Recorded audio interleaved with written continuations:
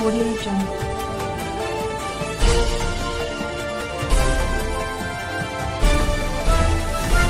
Audio Jungle. महिलांना तातडीच्या सूचना देण्यात आलेल्या आहेत। महिलांकडे ही 2 कागदपत्रे नसतील तर त्यांना लाडकी बहीण योजनेचा 6वा हप्ता म्हणजेच 2100 रुपये मिळणार नाही।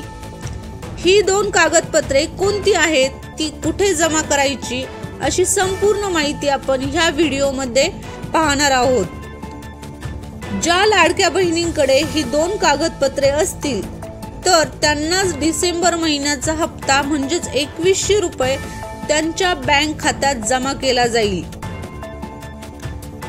ही 2 कागदपत्रे सादर करणे महिलांना आवश्यक असेल।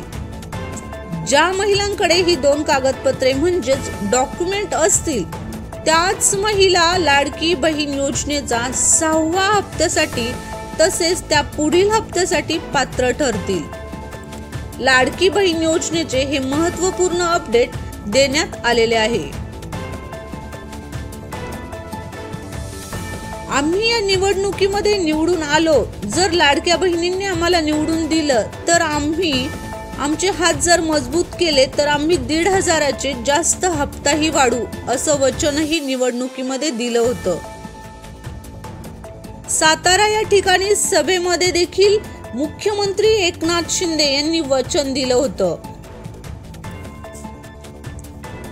जर आम्ही मोठ्या बहुमताने निवडून आलो तर आम्ही देखील 3,000 रुपये हप्ता करू। परंतु या सर्व आशा अपेक्षा आता फुल ठरलेल्या आहेत। लाडक्या बहिणींनी 3,000 नाही परंतु 2100 रुपये हप्ता त्या ठिकाणी मिळणार आहे। कागदपत्र 2 कागदपत्र म्हणजेच पहिला आहे रेशन कार्ड ई-KYC करणे गरजेचे आहे। घरातील सर्व सदस्यांनी ई-KYC करणे गरजेचे आहे। त्यासाठी रेशन कार्डवर जेवढे घरातील सदस्य असतील त्या सर्वांची ई-KYC करणे, आपल्या जवळच्याच रेशन दुकानात जाऊन रेशन ई-KYC करून घेणे।